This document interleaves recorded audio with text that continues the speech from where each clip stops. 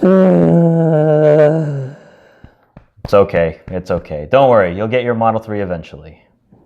No, I won't. Well, it'll take a while, but it's GEAR-1.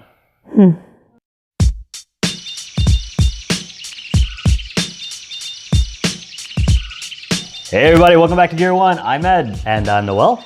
And for those many of us, we've been highly anticipating the Model 3, and there are some delays going on. So July 30, there was the delivery of the first 30 cars. The first 30 cars, to right. Tesla and SpaceX employees, and they had a very aggressive schedule of delivery. If we go back to what Elon Musk has said, he said for July they would deliver 30. By the end of August, they supposedly would be delivering 500. Yes. And by the end of September, they would be delivering 1,500. They would have delivered 1,500 vehicles. Yes. So last week, the Q3 deliveries came out. So the Model 3 only delivered 220. Okay, so 220 instead of the 1,500 that they had claimed. Now, they do say that they've identified the reason. What Tesla said is that they had identified that it was processes in the Gigafactory that still had to be turned on, and that was the bottleneck in the system. The Gigafactory only produces 2170 cells, which are going into the Model 3 and all stationary power units for Tesla. The 18650s are used exclusively for the Model S and the Model X's, which are unaffected by production rates in the Gigafactory. So with respect to the Model 3, what do we know? We don't know when it's going to get delivered. We don't know, what else don't we know? No, we don't know a lot. But what we do know is some more specs that came out, primarily from the EPA. So the EPA, if you go across the documentation, and we'll include the link below, the battery pack is a 350 volt, 230 amp hour. The motor is a 3-phase permanent magnet AC motor capable of 258 horsepower output. The weight has been established at 3,837 pounds.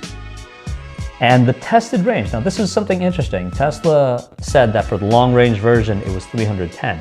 But for the EPA testing, they came up with 334 miles. Way to exceed expectations, Tesla. That's pretty nice. Considerably more than what Tesla had previously stated. In terms of the onboard charger, it's going to be using a standard 32 amp, 7.6 kilowatt charger. For the long range, it'll have a 40 amp, that's 9.6 kilowatt charger. Yeah, so much faster. Supercharger rates actually are pretty good. For the standard one, it'll charge up to 130 miles every 30 minutes. And for the long range, it's going to be about 170 miles for the same amount of time. And that's equivalent to what the Model S charges at. Being that GEAR-1 is more about performance and racing, things like that, we're going to go a little light on the interior details. In fact, you can go to the OCDetailing webpage, and you can links below, and you can definitely check them out and find out lots of information about the interior. We're gonna sort of skip that. Right. Tesla also, or actually Elon Musk stated that the online configurator for the Model 3 should be available sometime in November for non-Tesla SpaceX employees. Another thing that we did find out is the wheel and tire packages, 2 wheel sizes. The 18 inches are an 18 by 8.5 with a plus 40 offset, and a 5 by 114.3 millimeter bolt pattern. The tire is a Michelin Primacy MX-M4. That's 235 by 45 18s. For the 19s, that's a 19 by 8.5, same width, with a 40 millimeter offset. And the tire that it comes with is a Continental Pro Contact 235/40 19. So now, along with the Model 3's delivery, it's not gonna go exactly smooth as silk. In fact, Elon Musk, when he during the release event, he mentioned that they're going to go into production hell. Welcome, welcome to production hell.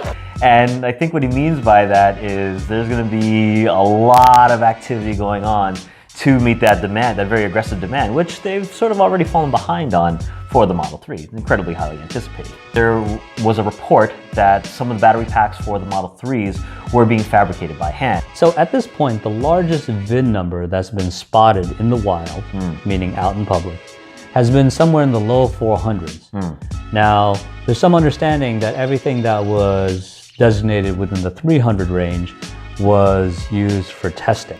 Another thing about Tesla is the Tesla Semi was supposed to be revealed, I believe it was October 26th. Yeah, it was supposed to be revealed a little bit later this month, but because of the efforts going on in Australia and in Puerto Rico, they're pushing it out to, I believe it's November 16th. Yeah. Was the last date that was tweeted by Elon Musk. So that's about all we know up to this point about the Model 3. Information is coming out every day, concerning it. Pretty much on Fridays is when Tesla or Elon Musk does their big announcements of any significant changes to the process. So if you're one of the reservation holders out there, just sit tight. You'll get the car eventually, but it may take a little bit longer than what you may have been originally led to believe. Yeah. Or you can always buy a Model S in the meantime. Right? Yeah. Help out Tesla some other way. Be sure to like us. Be sure to subscribe to us. We release videos every other week. And feel free to leave your comments in the comment section below. With that, we're going to sign off saying I'm Ed, telling you to stay safe. And I'm Noel, telling you to stay fast. All right, be sure to tune in next time. Thank you. Bye.